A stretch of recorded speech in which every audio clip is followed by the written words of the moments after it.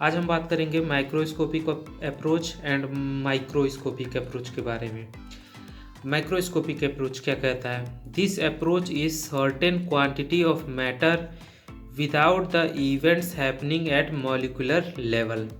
Macroscopic approach में basically होता यह है कि इसमें एक सर्टेन अमाउंट ले लिया जाता है और उसके ऊपर स्टडी किया जाता है और उसी से हम अनुमान लगा लेते हैं कि बाकी सबका वैल्यू क्या होगा।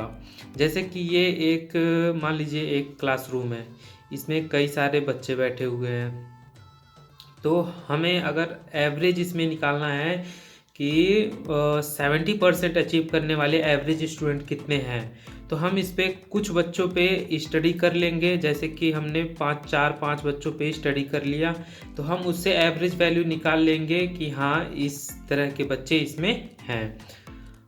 माइक्रोस्कोपिक में ऐसा नहीं होता है। इसमें क्या कहता है? Events happening at molecular level is taken into account. इसमें माइक्रोस्कोपिक में एकदम मॉलिक्यूलर लेवल पे स्टडी किया जाता है। जैसे कि ये बाउंड्री है और इसमें किसी चीज़ पे हमें स्टडी करना है, तो एक एक मॉलिक्यूल पे जब स्टडी किया जाता है तो उसे माइक्रोस्कोपिक अप्रोच कहते हैं।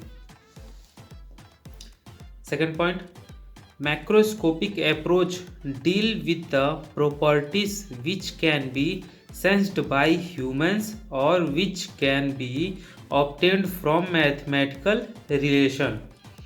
माइक्रोस्कोपिक अप्रोच ये कहता है कि जो ह्यूमंस के द्वारा सेंस किया जा सकता है, जो वैल्यू ह्यूमन के द्वारा सेंस किया जा सकता है और मैथमेटिकली हम उस वैल्यू को निकाल सकते हैं, उसे हम माइक्रोस्कोपिक अप्रोच से हम उसकी वैल्यू निकाल लेते हैं उस सिस्टम की।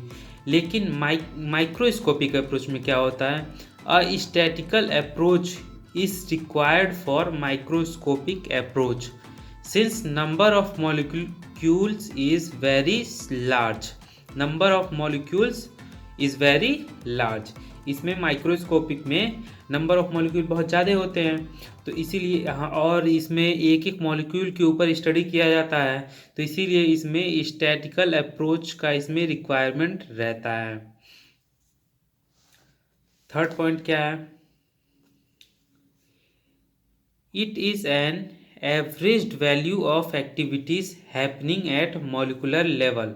जैसे कि मैंने पहले पॉइंट में बताया था कि एक क्लासरूम में हम अगर किसी निकालना है कि कितने 70% वाले कितने बच्चे हैं, तो कुछ बच्चों पे स्टडी करके हम निकाल लेते हैं कि किस तरह के बच्चे हैं, किस तरह के पढ़ने वाले बच्चे हैं। जैसे तो यही बताया है इसमें कि it is an averaged value of activity. ये एवरेज वैल्यू होता है किसी एक्टिविटी का, ये एग्जैक्ट वैल्यू नहीं होता है कि हाँ ये एग्जैक्ट वैल्यू एकदम है किसी चीज़ का। जबकि माइक्रोस्कोपिक अप्रोच में दिस आर रियल वैल्यू, ये रियल वैल्यू होता है इसमें, क्योंकि एक एक मॉलिक्यूल के ऊपर हम स्टडी करते हैं, तो जिससे कि हमें इसका वैल्यू एकदम रियल मिलता है and hence difficult to measure, और इसे निकालना भी बहुत मुश्किल होता है।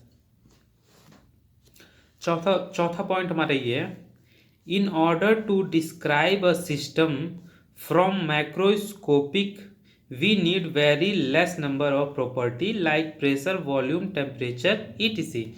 यानी कि मैक्रोस्कोपिक अप्रोच की स्टडी करने के लिए हमें बहुत ही कम प्रॉपर्टीज़ की रिक्वायरमेंट होती है, बहुत ही कम वैल्यू में प्रॉपर्टी में हम इसकी वैल्यू निकाल लेते हैं, जैसे कि प्रेशर, वैल्यू, टेम्परेचर etc।